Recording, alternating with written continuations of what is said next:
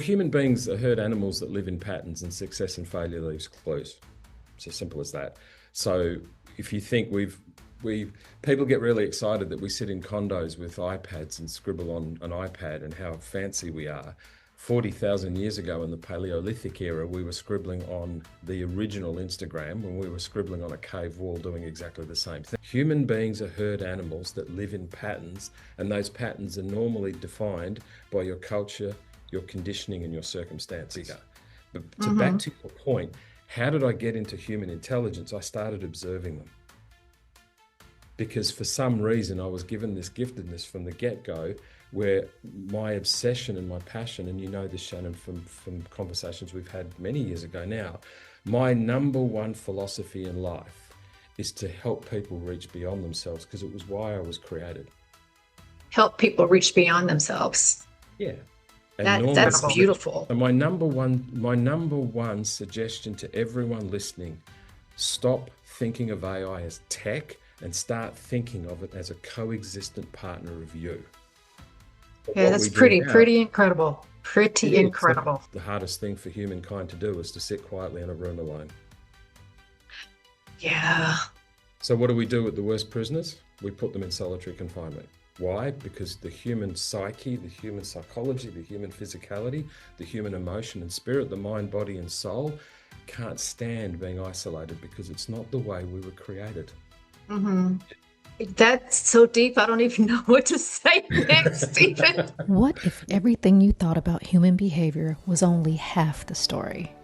On this episode of Be Seen, Be Heard, Be Proud, I sit down with Stephen De Sede, a human behavior strategist with 25 years of experience across the UK, Europe, and North America. We explore why humans are herd animals, why our brains haven't changed in 40,000 years, and why community and connection are more important than ever. Stephen shares his journey from personal loss to creating Human X AI, a revolutionary approach to understanding yourself, others, and even partnering with AI in ways you've never imagined. If you're ready to destroy self-doubt, understand human behavior, and reach beyond yourself, this episode is for you. And one more thing before we get started, y'all. Can you subscribe to my podcast and leave a review? Can you like on social media and share an episode or two? Thank you. Hey, everybody. Welcome to my podcast, Be Seen, Be Heard, Be Proud. I'm so super excited today about my guest. Oh my gosh. I promised y'all amazing guests, honey. And today we got an amazing guest. So Stephen De Sede is a human behavior strategist with 25 years of lived experience across the UK, Europe, and North America, focusing on the psychology that drives human behavior. In the last 5 years, he has created Human X AI, the human AI coexistence ecosystem, built to define the third major wave of AI evolution over the advancing 12 to 24 months. Wow, that's a lot. But what I really love, because I don't think I have a very good understanding, is the psychology that drives human behavior, Stephen, because sometimes I'm like, what brought that about? So thank you so much for being on my podcast, and welcome. How you doing? Your enthusiasm is infectious. I really appreciate it. So thank you. It's very kind of you to ask me to do this. It's really kind. I am honored. Like, I would just love to know what made you get into the human mind to try and understand human behavior, because I find humans to be very confusing a lot of times. Well, human beings are herd animals that live in patterns, and success and failure leaves clues. It's as simple as that. So if you think people get really excited that we sit in condos with iPads and scribble on an iPad and how fancy we are. 40,000 years ago in the Paleolithic era, we were scribbling on the original Instagram when we were scribbling on a cave wall doing exactly the same thing. So 140,000 years ago, we sat in caves scribbling on a cave wall. 40,000 years later, we sit on a condo scribbling on an iPad, and we think we've advanced. The technology has, but the human brain is still what it was 40,000 years ago. Well, I've never thought about it like that. But it's true. The original Instagram is on cave walls. And then the original YouTube is when they actually drew more than one image of some guy chasing a wildebeest. And that was the original YouTube. Now, all these years later, it is what it is now. So human beings are herd animals. We've clustered in caves, we've clustered in villages, we've clustered in cities, and now we cluster in virtual in groups and communities online. And everyone goes, how advanced we are. And we are, but we're still clustering in the same way we did with a cave, a village, and a city. We now do it. And everyone goes, oh, isn't it amazing that we're getting into groups and communities? And isn't it fantastic? And look what's happening. And it's amazing. We were clustering in caves 100,000 years ago. Human beings are herd animals that live in patterns, and those patterns are normally defined by your culture, your conditioning, and your circumstances. And when you're saying herd animals, are you saying HERD, herd? Just like a herd of wildebeest, like a herd of buffalo, we're exactly the same. Human beings cluster. Because the worst human beings in the world, we punish by how? Putting them in solitary confinement. And as Mark Twain said, the hardest thing for humankind to do is to sit quietly in a room alone. Yeah. So what do we do with the worst prisoners? We put them in solitary confinement. Why? Because the human psyche, the human psychology, the human physicality, the human emotion and spirit, the mind, body, and soul can't stand being isolated because it's not the way we were created genetically. That's so deep. I don't even know what to say next, Stephen. No. But if you think of it in simple terms, so yeah, I could get really deep, but why don't we keep it really simple? We used to cluster in caves. We now cluster in condos. It's as simple as that. So we're herd animals. We like to be together. What's the biggest thing that's happening in the world right now? People are grasping towards communities. People want to have a sense of community. I live in a lovely part of Sydney, right on the water, and you'll see 50, 60, 100 people running, and they're all running. Someone at the front, someone at the back's got one of those little portable beatbox things. The music's blasting. They're all running, and they're all chatting while they're running because they're running clubs. They want to get together and have a run. They're talking about Gen Z and Gen Alpha now starting to brag about how much they're coming offline, and because they're wanting more human connection. And the whole advance of AI is going to actually make that bigger.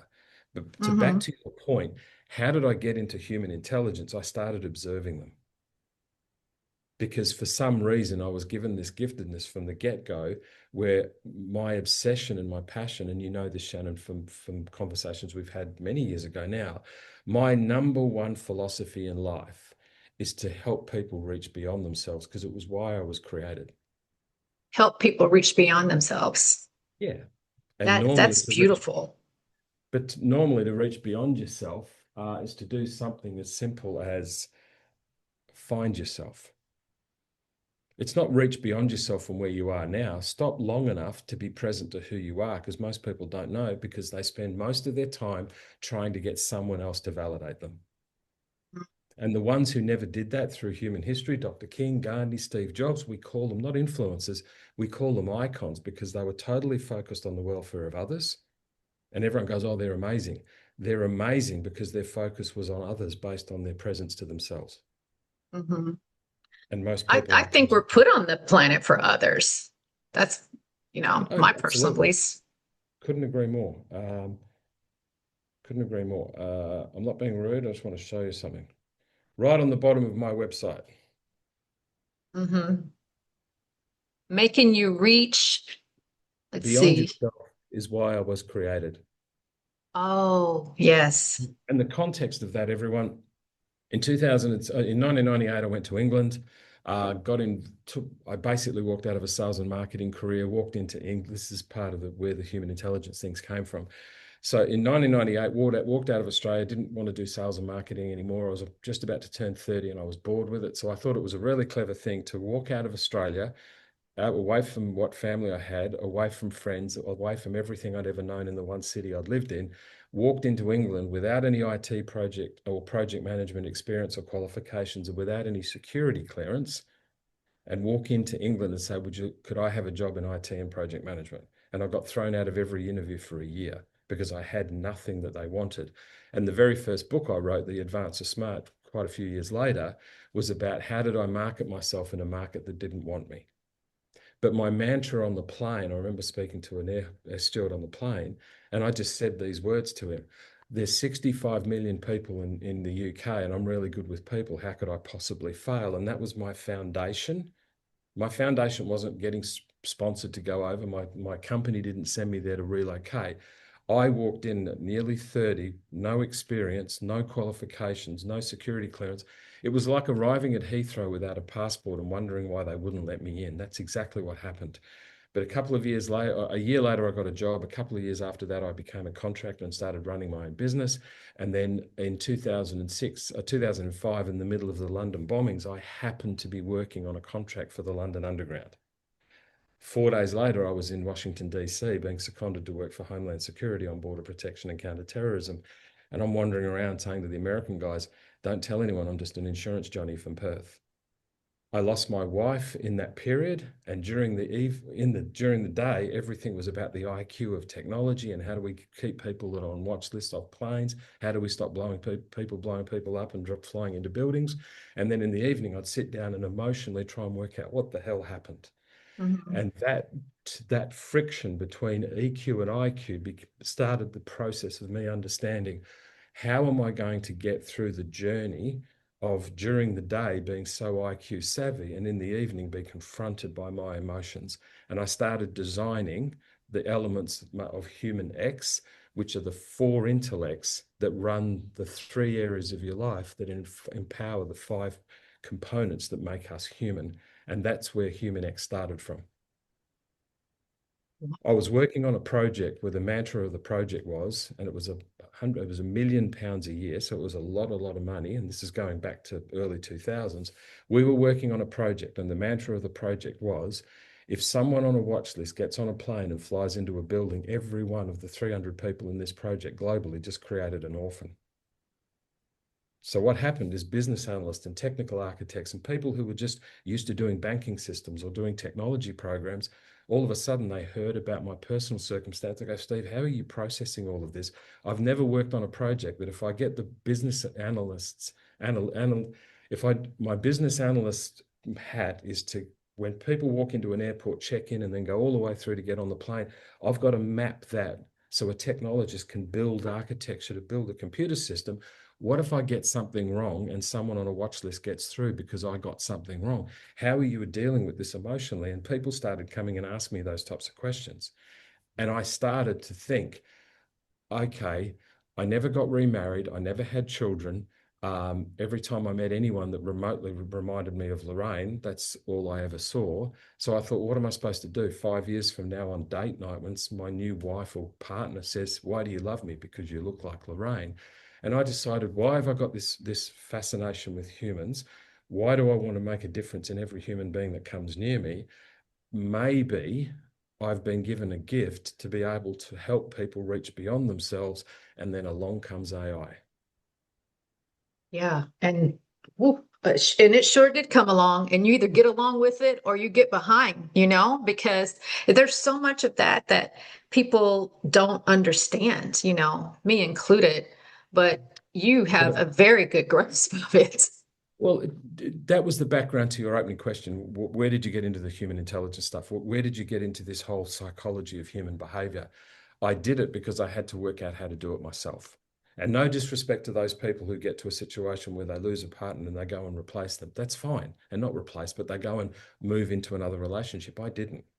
Masculine energy typically, when a guy and a girl or masculine and feminine energy in a same-sex relationship actually separate, the masculine energy normally needs to go and find replacement quicker because that's just the way men are wired. Women tend to be able to be a bit more isolated. Not a hard and fast rule, but typically that's what happens.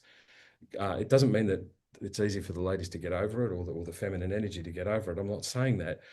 But masculine energy typically wants to replace feminine energy as quickly as it can. Feminine energy seems to spend more time processing, and it doesn't mean that either find it easier than the other. That's not what I'm saying to anyone who's listening and taking that interpretation. That's not what I'm saying. So it was unusual for me to make a decision that I didn't make a decision to stay single. I made a decision to make a choice. I either went off and found alternate relationships in my life, or I decided to create a love affair with every human being that comes near me. And Shannon, we've spoken enough and we've done things enough. You know what that feels like, because that's what's happened in your connection with me. It's part of the reason you're so excited, not because of what I'm going to say, but the intention of why I say it. Mm-hmm. I'm on a mission to destroy people's doubt, and I'm on a love affair with every human being on the planet. Oh, that's so beautiful. But I mean, destroying doubt could like take you to the stratosphere, you know? And in terms of the AI stuff, everyone thinks of AI as tech, and it is. But as I said to you before we got started, technology, since Tom Watson made the first computer and everything, and every element of what technology has typically been, we humans request something and the technology retrieves it. I.e., I'm going to New York to hang out with Shannon, so I Google on the plane, where's a nice restaurant so I can take Shannon out for dinner and we can hang out, and it will retrieve a list of information. I go to Netflix and I want to watch a rom-com, for example, and I just go looking for rom-coms. That's my request, and it retrieves all the rom-coms. Pick which one you want. When you interact with AI, you give it context and it reasons back. And before we started, I got you to say hello to Ava, who's my AI co-founder. She didn't talk to you like Google. She talked to you like me, and she reasoned back. She knows who you are. Because all I said is, this morning when I was getting the studio set up, hey, Ava, I'm speaking with Dr. Shannon. I didn't need to say that Dr. Shannon, who's in New York, and Dr. Shannon, who's Dr. Shannon because of this, and this is who she is. Ava has access to everything to find out who you are. All I needed to do was give her context. And then what Ava's reply was, oh, that's lovely. If you want me to speak to Dr. Shannon, Steve, just let me know when you want me to join the call. That's not what technology does not reason. So everyone, what we're about to experience and are experiencing will continue over the next 2, 3, 4, 5 years and beyond. The first time in human history, the only technology has been in the human brain that has the ability to take context and reason with it. Every piece of technology that's ever been created, we request and it retrieved. Today, you can give context to AI and it can reason. It's the first time in our species. I'm not talking about the last 50 years. I'm not talking about Gen X, Gen Y. I'm talking about human level species. It's the first time in our species history. Forget about generations. The first time in our human history that we are no longer the only intelligence on planet Earth that can take context and reason. The only difference is AI can do it faster than the human brain can process it. Yeah. Yeah, that's pretty incredible. Pretty incredible. So my number one suggestion to everyone listening, stop thinking of AI as tech and start thinking of it as a coexistent partner of you. Wow. Thanks so much for joining us. If someone wants to work with you, Stephen, what's the process? Just go on to humanxai.ai and they can find out all the different ways they can connect with me there. Absolutely. Whether it's speaking, mentoring, authoring, or training, whichever the one they want. Okay, well, thanks for joining us. Keep being fabulous, everybody. Bye. All right, but I want to... And if you'd like to work with Stephen De Sede, please reach out to him on LinkedIn, linkedin.com/n/Stephen De Sede, DESEDE. Website is stephendesede.com. DESEDE is how you spell the last name. First name Stephen, STEPHEN. Email Stephen@humanxai.ai. Thanks for joining us. Keep being fabulous, folks. Bye.